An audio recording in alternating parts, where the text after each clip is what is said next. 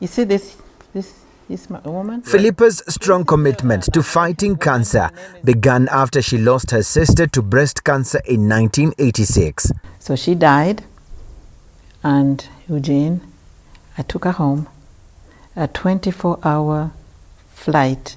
You can't imagine what it's like to have your beloved sister in the luggage of a plane, and you are seated in the cabin. With determination to ensure that no one else goes through what her late sister underwent due to lack of awareness about breast cancer, Philippa enrolled into the College of Breast Cancer in the United States with an aim of acquiring knowledge which she would later share with the public about the disease. With the trauma through losing a sister, I had to find out everything I could.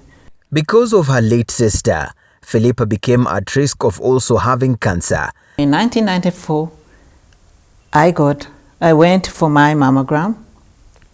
It was okay, but I started feeling funny, and I went back to my doctor. I said, no, there's a little thing I feel, and I think something is wrong. Philippa insisted on having a biopsy, a medical procedure that involves taking a small sample of body tissue so it can be examined closely. And sure enough, my surgeon who said, Philippa, I'm glad you insisted. You have proven me wrong in 20 years. That's how my cancer was found. How did you feel? I mean, take us through the emotional journey.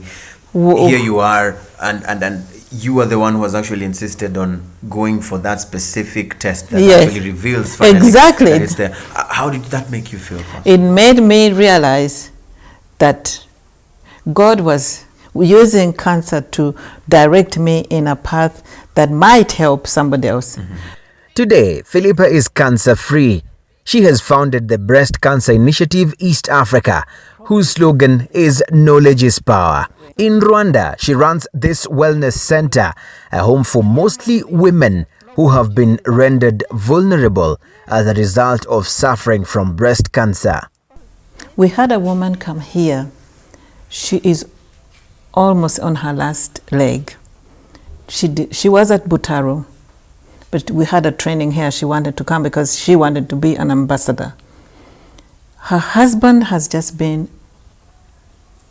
diagnosed with tuberculosis. They have 4 children. She had to leave treatment to go take care of her children. During the training here, she got so weak, she said, can I have some place to sleep? And I said, thank God. She slept, she went and took a nap. 45 minutes, she rejuvenated, she was able to come.